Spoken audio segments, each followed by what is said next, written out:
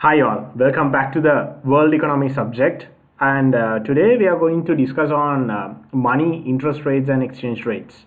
Here in this lesson we are going to discuss about the demand for the money from a particular economy, as well as the supply of the money supply of an economy, as well as what are the factors influencing over the interest rates, and how the central banks are going to govern, how the central banks are govern the economical situations, or let's say the money supply through interest rates, as well as to discuss on how the exchange rates are defined in the forex markets as an impact of as a with the impact of the interest rates.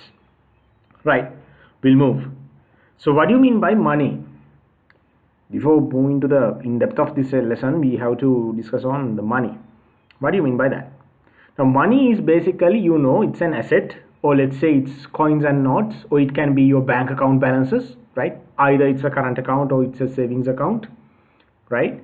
But money is something in value, right? You can see that. Now whenever you want to make a payment, you make the payment through using the money, or let's say the balance, right? The account, it can be the account balances that you have, right? So money is basically used to make the payments, as well as those are widely accepted as the means of payments. Now money can simply be defined as the asset widely used and accepted as means of payments. Now in making payments you use money, or to receive a payment you use money, right? Or let's say it's a currency value. Nowadays we have e-money, e-wallets, and online transfers. So because of that, we are not going to use notes and coins for your transactions, but of course you will receive some of amounts and you will pay some of amounts in the means of payments, or known as through the currencies, right? That is money.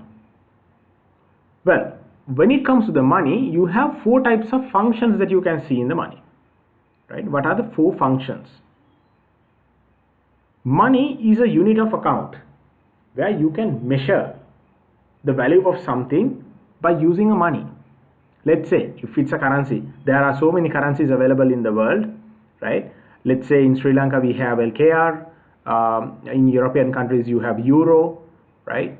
In UK you have sterling pounds, we call it as GBP, and when it comes to United States, you have US dollars, right? Different currencies are available, but all these currencies are measuring a value of something, or let's say a product or a service. That is what we call as unit of account, right? So you can give a common value, okay? And medium of exchange, the second function is medium of exchange. Now when we consider about the barter system, when we had the barter system in our previous era, right, years back, we had the barter system where the people were doing their transactions based on the commodities that they had, right? You give 1 kilograms of let's say rice to another to buy 1 kilos of wheat flour, right? Wheat flour. To buy wheat flour, you have to give 1 kilos of rice, right? That was the medium of exchange by that time when we had the barter system. But with the evolution of the commercial world, they have been transferred, or they have been let's say transferred into a sort of medium of exchange that is called money, right? So all the transactions were based on currencies, let's say notes and coins, right? Nowadays we use bank balances and online payments, but when it comes to the medium of exchange, money facilitates you as to exchange the titles of the products from a vendor, or let's say from a seller to you, right? Or to make a payment, sort of, right? That is what you call as medium of exchange. And you can store the value. The third function is store of value. Of course, with the time, with the inflation, the value of the currency will go down, or let's say those are decreased, right, with the time, as an effect of inflation. It can be because of the interest rates. We'll discuss them about later, right? But when it comes to the store of value, you can store the value of something, or let's say you cannot store the goods, right? They'll be expired, but money is not going to expire. So because of that, you can store whatever the currency value that you have. Of course, those will depreciate in those will be depreciated in some future, and the currencies will fluctuate in some future, right? But of course, you can store the values, right? That is the third function. And the fourth one is standard of deferred payments. Standard of deferred payments. What do you mean by deferred payments? Yes, you can make the payments for future, right? Or even you can collect some amounts that to be received in future, right? That can be done through money. So that is a function of standard of deferred payments, right? Okay, so these are the four functions that we have to understand in money, and we'll move to the money demand and supply. Now, as we discussed in our previous cases, we know that there are the demand and supply conditions, right? As like that, in money also, we have the demand and supply condition. That is how the market rate will be defined, right? Simply, let's say, when it comes to the point of equilibrium only, you can see the standard nominal price of a particular price level, right? So when it comes to the money supply and demand, let's talk about the money supply first. What do you mean by money supply? Who supplies the money, right? These are the probably, you have the questions, right? We can see some of the political jokers are telling that we can print the money and so on and so forth. But still, who provides you the money? Who supplies you the money, right? Now, when it comes to a country or when it comes to an economy, money supply will be determined by the economical agent known as a central bank of a particular economy, right? That is the agent of money supply. So money supply is basically where you have a commodity, or let's say the total value of money that you have in a considerable period, or in a period you concern in a particular economy. That is a money supply. So as an example, we can define the money supply as that refers to the total value of money available in an economy at a point of a time. So at a given point of a time, you have this much of commodity, not the number of notes that you have, but the value that you have. Because we told that money is a unit of account, money is a medium of exchange, money is basically a store of value, and it's a medium of a deferred payment, deferred income or even, right? So money supply is the total value of money available in the economy at a point of a time, right? Now, money supply will be determined by the central bank of that particular economy, right? They are going to govern it through the the interest rates, right? They are going to govern it through the interest rates, right? So then, as you can see, what is money demand, or what is the demand for money?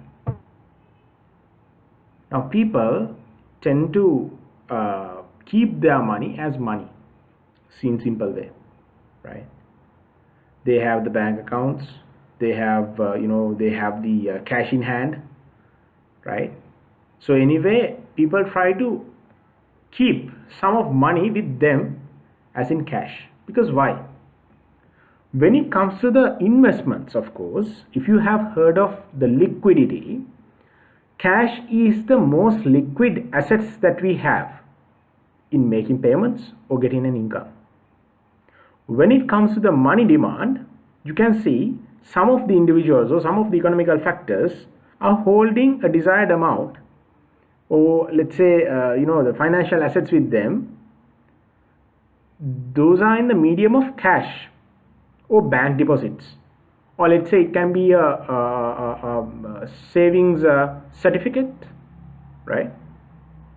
But not as an investment, because it may take some time. If you look at the liquidity is where you can convert the assets value into the money within a smaller period of time. So that is what you mean by the liquidity, right? You see the how much that you can, like, what is the minimum duration that it will take to convert it to the money, right?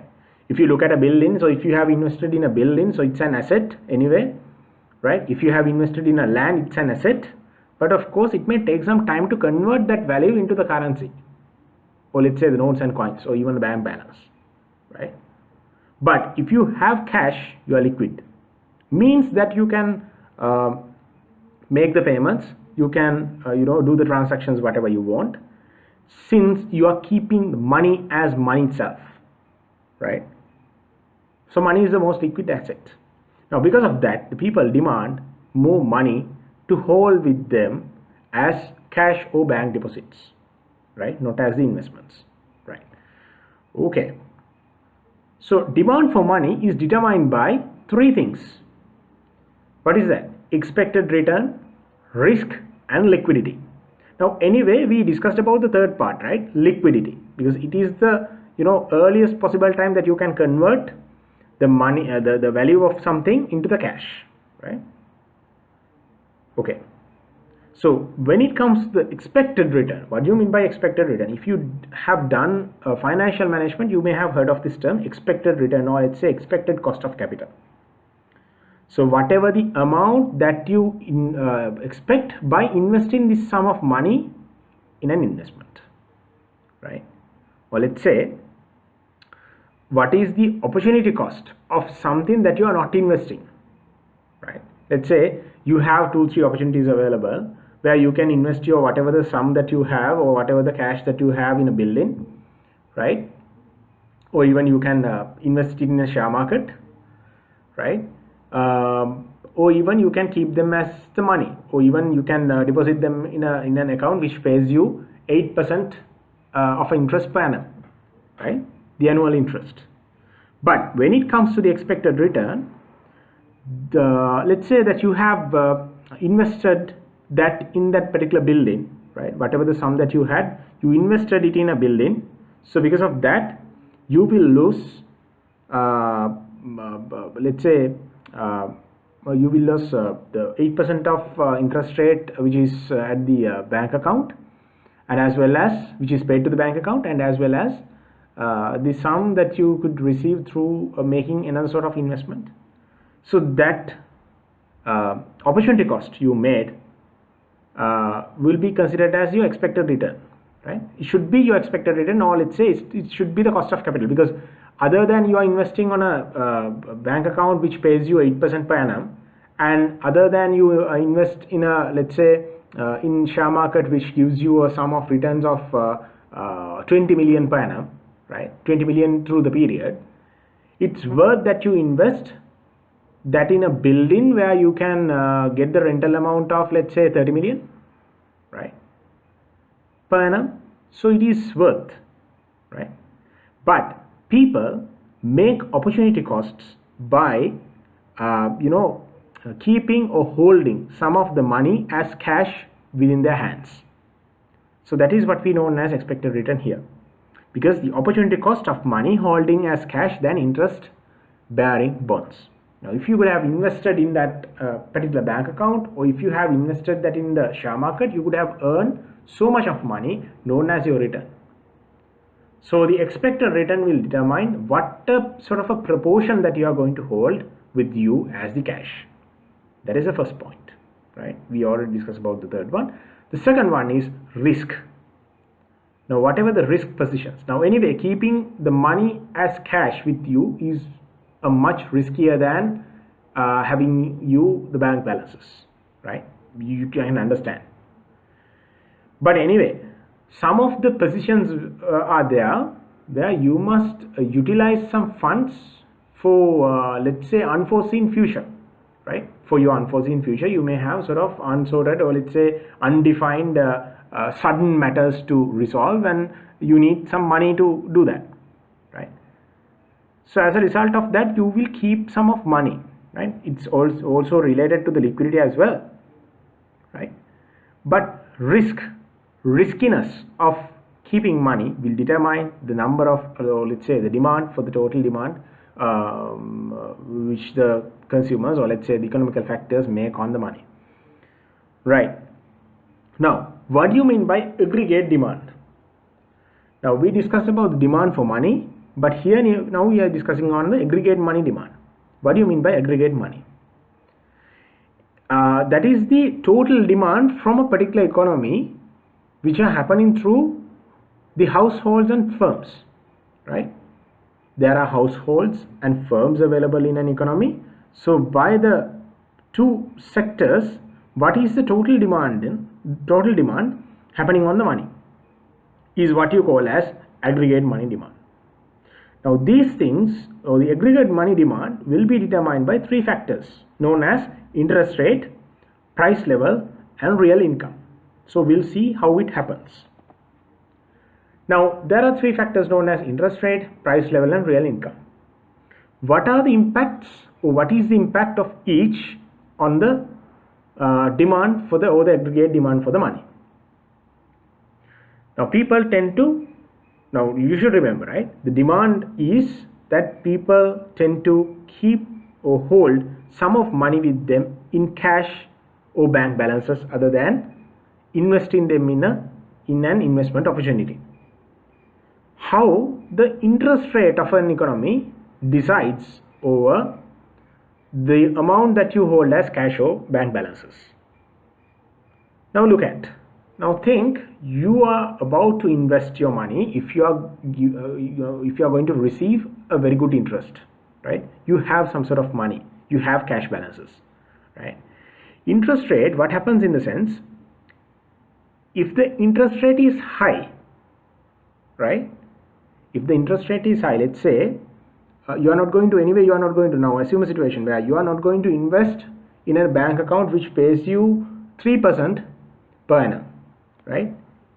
It's more worth to keep the cash with you as to liquid yourself, as well as to maintain the liquidity, as well as because you can use them, right? And that those won't be, anyway, the money with the time that will be devaluated, right? Depreciated, right? The money that, let's say, from a value of 1 rupee, you cannot expect something to be done in the future as to be equal with whatever the things that you do in the present, right? You cannot do whatever you do present from a 1 rupee in the future time, because it's getting depreciated, right? That is the nature of money. So because of that, it's worth to worth enough to keep some of money, or let's say hold some of money with you without investing them in a bank account which pays you about 3% of interest per annum, right? Which is a nut, right? So let's say if you're having an opportunity where the bank account pays you around 25% of I'm just telling, right?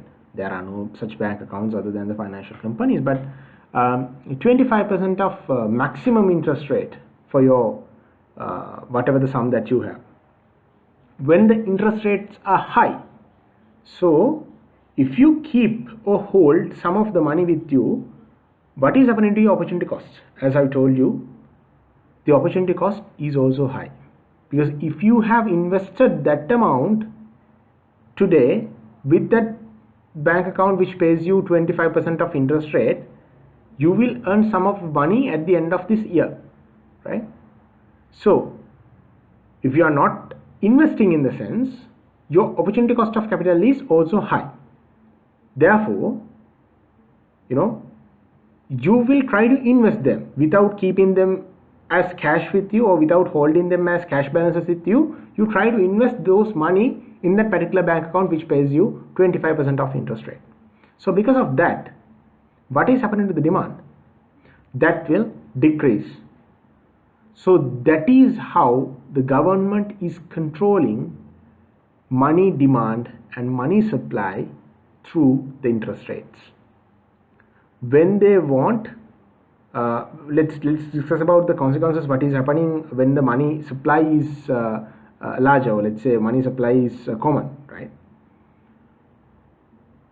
But here in the interest rates, you can see there's a negative impact, right? It's a negative relationship between the interest rate and the demand for the money.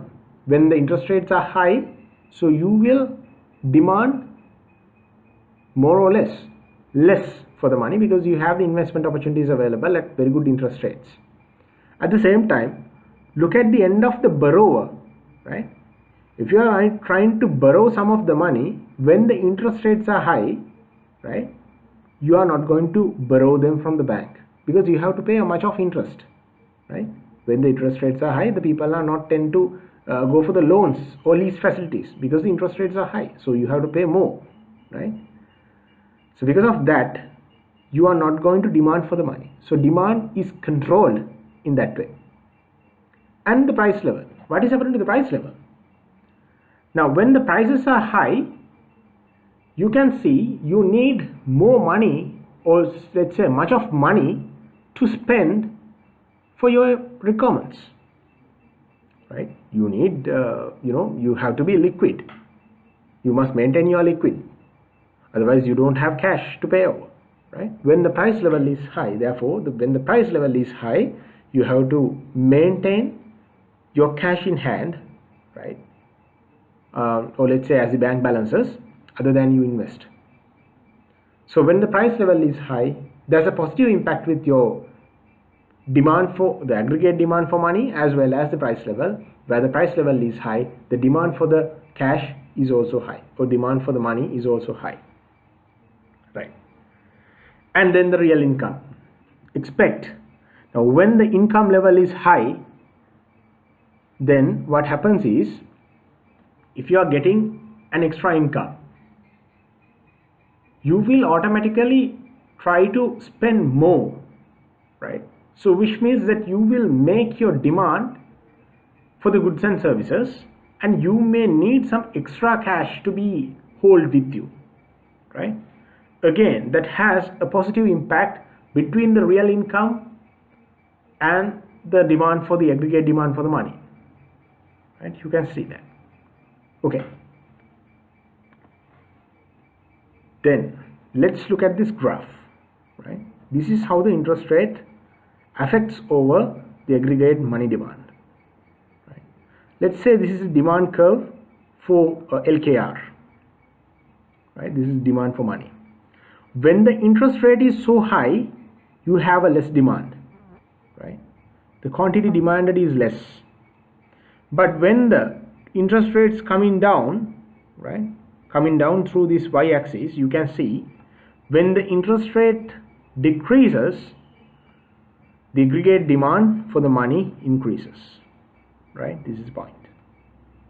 It's happening vice versa. So you have a negative impact or negative relationship between the aggregate demand for money and the interest rate of the country, right?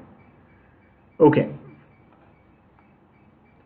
So we discussed on the appreciation and the depreciation in our previous case, if you can remember, the appreciation of the value of money and the depreciation of the currency. Now when it comes to the local economy, we saw that when the these are like happening in this way, like let's say depreciation and appreciation happens. Let's look at the domestic environment. Where an economy has increase in money supply, the currency depreciates. How it happens? Now where an economy has increase in money supply, the currency depreciates. Let's look at an example, right? If your economy has 50,000 Lankan rupees worth commodities available, right? But at the same time you have 20,000 worth of money available in the country.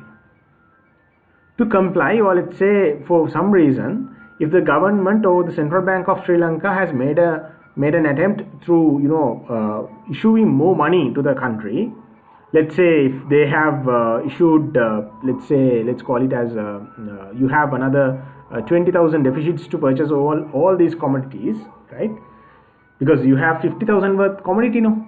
So because of that, they try to issue some more money, and they will create where your total value of the money of your economy will be 60,000 rupees.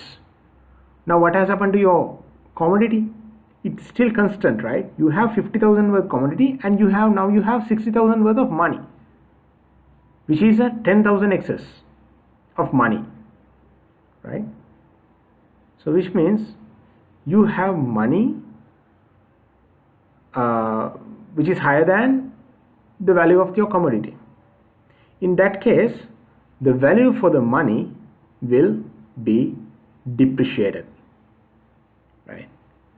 Because you have so much of money but you don't have quantities to buy, right? Your production is constant but you have much of money.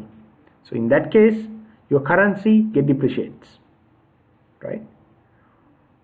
The other way is that where an economy has decreased the money. Now you are not going to, now the central bank is not going to issue the cash. So because of that, people don't have money, right? In that case, what happens? People can't make any demands. People can't demand for the products, right? In that case, the currency will appreciate because you don't have much of money, right? So the value of the money will go up or will rise. So in that case, the currency will appreciate. Then in the global context, it is the same. Where one country increases the money supply, the currency value will depreciate, right? As an example, let's take a look at on the between USA and UK. When euro supply is higher, it is not going to affect on the US country, United States, it's not going to affect on the United States economy, right? But it affects on the European economy. So you have more euros, but the number of or the value of the USDs are still constant, right? So which means for a USD, you can, let's say you had 200 euros available in your particular economy in UK, and the other side you had 200 US dollars available in the USA economy, right?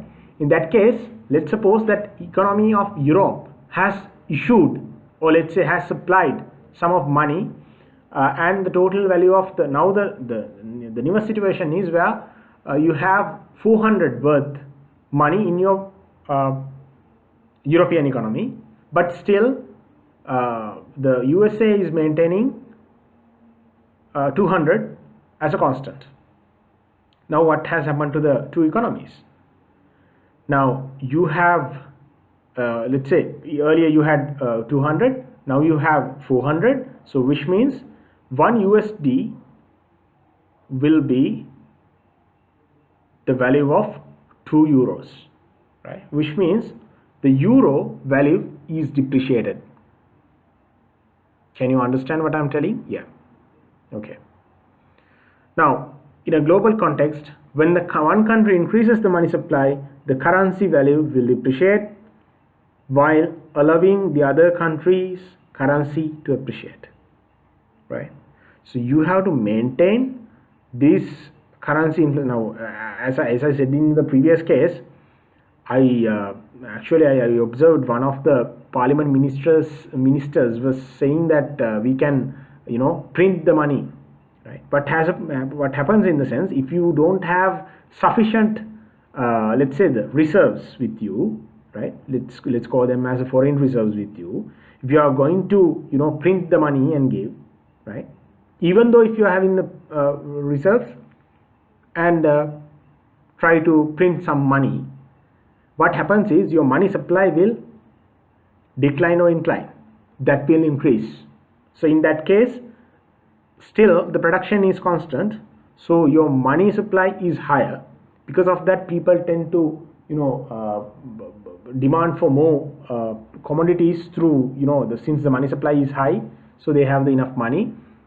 So with that, you will lead to an inflationary situation where to comply the requirements, or since the production is constant, to comply the requirements of the nation, the price level will increase, right? So that is how it happens. Okay, we'll move further. Now, how the interest rates are going to determine the foreign exchange rates. Now, as I said, increase in the European money supply tends the interest rates to decrease. Why? Because initially we learned that if a country tries to reduce their interest rate, right, the demand for the money will increase, as well as when the interest rates are high, since the cost of capital or the required rate or the, let's say, the expected rate of return is high, so people tend to invest sum of money and will reduce the cash hold with them. So because of that, the demand for the money will decrease. So we learned it. Here it's same, increase in European money supply tends the interest rate to decrease. Now it's happening within that particular economy where European money supply is high, or let's say where they have reduced their interest rates, the money supply is high, right? The commodity or the total number of value of the money available in the European market is high. So in that case, as I told you earlier, the value of the European money will decrease, or we call it as depreciation of euro, right? It causes to depreciate the value of euro. Then what happens is, now if you look at this line, right, if you look at this line, let's say this is the curve that we had earlier, right? This is the curve that we had earlier as expected return, right? Since the money supply is high, so that will decrease the value of, or let's say that will depreciate the value of euro, right? So expected euro return will also decline, right? Because when it comes to the international markets, you compare some of the money with another, right? If your particular domestic economy has a currency value, you are going to compare it with another. So in that case, here you say that is dollar to euro exchange rate, right? When the number of euro available in the particular economy is higher, so the expected return through invested them is also going to be declined, because there's a huge sort of a money supply, right? Now if you can see the third point, this change in the euro market doesn't affect on the local currency market of the US dollars, right? Because it's not going to happen. That is what I've told, right? These are domestic economies, two domestic economies only, they're making the foreign economy, right? Now dollar rate is constant, as you can see, right? It's not going to change, but at the same time the curve will shift to the left, if you can see, right? So expected euro return will go down, right? Now previously it was like here at our first point, right? If you can see this coordinate, this is where we were, right? With the increase of money supply, or let's say when the money supply increases, that reduces the dollar to euro exchange rate through diminishing, or let's say through declining the expected euro return, right?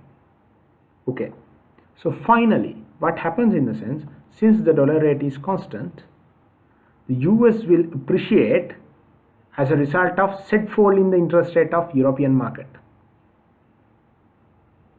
right? Can you understand? Finally the USD will appreciate as a result of the said fall in the market, right?